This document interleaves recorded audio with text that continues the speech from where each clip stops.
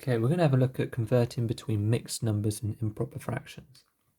Okay, so I'm going to write 1.5 in a few different ways, and we'll talk about which one's mixed numbers, which one's improper fractions, and then we'll look at how we convert between them. Okay, so if I was to say to you 1.5, lots of people would write this instinctively, which is fine. That is, let me put my decimal down there. 1.5. 1.5 is the decimal expression of 1.5. If I said 1.5, I'd expect you to write this method.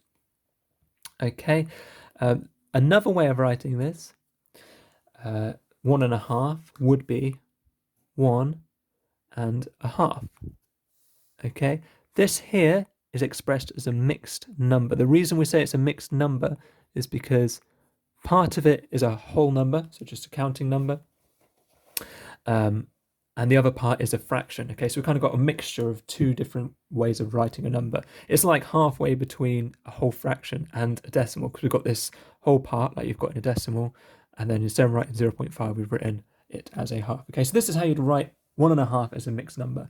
You could also write it as an improper fraction. Okay, an improper fraction just means that the numerator, the top number, is a bigger number than the denominator, the bottom number. Okay, so you could write this as 3/2. Okay, so that there is how you would write 1.5 as an improper fraction. Okay, as you progress in maths, it's preferred to work with improper fractions and to leave things as fractions, but you'll commonly get questions where you're given things as a mixed number and you kind of had to work to move it into either a decimal form, or in this case we'll look at when we're looking at improper fractions.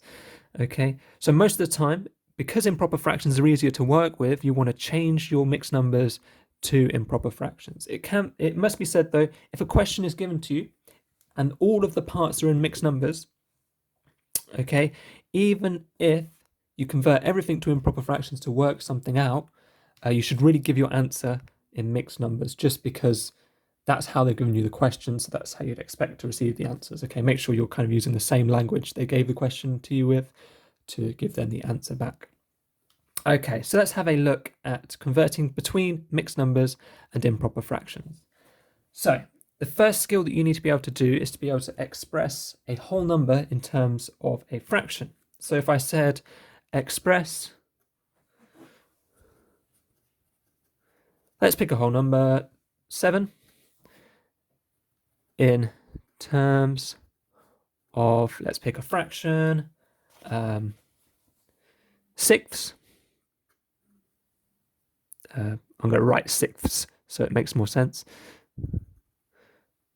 Okay, so if we were to write 7 in terms of sixths, we need to write a fraction. If you simplified it fully down, you'd get back to 7, or 7 divided by 1.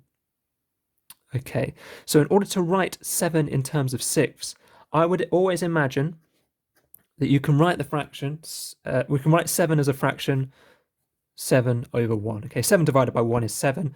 This is the same as 7. Okay, now I want to write this in terms of sixths, so I want to make this bottom number 6.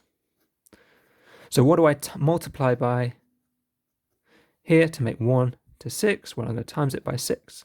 I've got to do the same to the top as I did to the bottom, just to maintain that equivalence. So we're going to do 7 times 6 to give 42. Okay, so the way I've expressed 7 in terms of sixths is I've looked at 7/1 and then changed that denominator to get to 6. Okay, so 7 in terms of sixths is 42/6.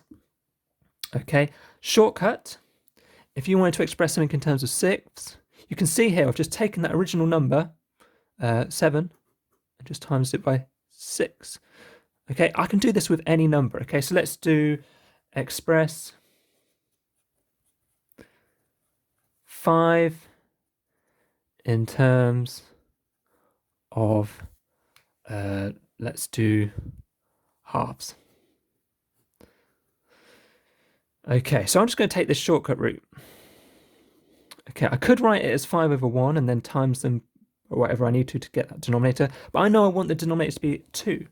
Okay, so that means I'm just going to do, the denominator is going to be 2, and then I'm going to do 2 lots of 5. 5 times 2 is 10 over 2. Okay, now notice, I didn't write this. Oh, yeah, I did. Final answer there, 62. Notice both of these answers can be simplified, okay, but I don't want to simplify, okay, because I've made the denominator a specific number to help me convert mixed numbers into proper fractions. Right then, so now let's move on. If you can do this, the next step is to look at our improper fractions and convert them completely into improper fractions. So our mixed numbers into improper fractions. So let's have an example. So convert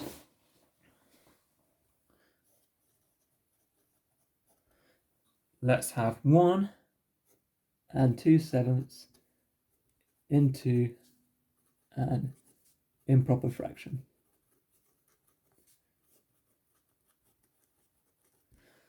Okay, so I'm going to express this. First of all, I need to convert the 1 into sevenths, because this 1 and 2/7 is equal to 1 plus 2/7. Okay, it's 1 with 2/7 more. Okay, that's what's meant by this mixed number. So now I'm going to think of this as an addition instead. How can I express 1 in terms of sevens? Well, I can do this trick. Instead of it being in terms of halves, I'm doing it in terms of sevens. Okay, so I've got 7 times 1, 7, over 7 plus 2 over 7. So 7 plus 2 is 9. 7s remain the same. Okay, so I'm taking whatever this number is, timesing it by 7, and then adding it to whatever this numerator is. Okay, let's do the same thing, but this time we're going to have, what should we do instead? Let's do convert 5 and 2, we'll do ninths. Into an improper fraction. That's what we're heading to, okay? So I know I can rewrite this as 5 plus 2 ninths if that's helpful. Can I write 5 in terms of ninths? Well, 5 times 9. 5 times 9 is 45.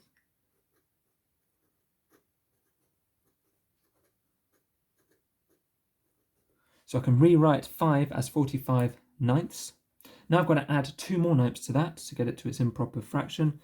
So that is going to be 45 plus 2 is 47.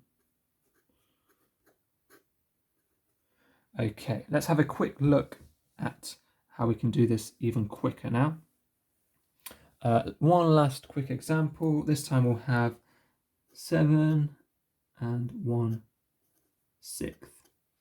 Okay, I'm now going to jump straight to this stage here.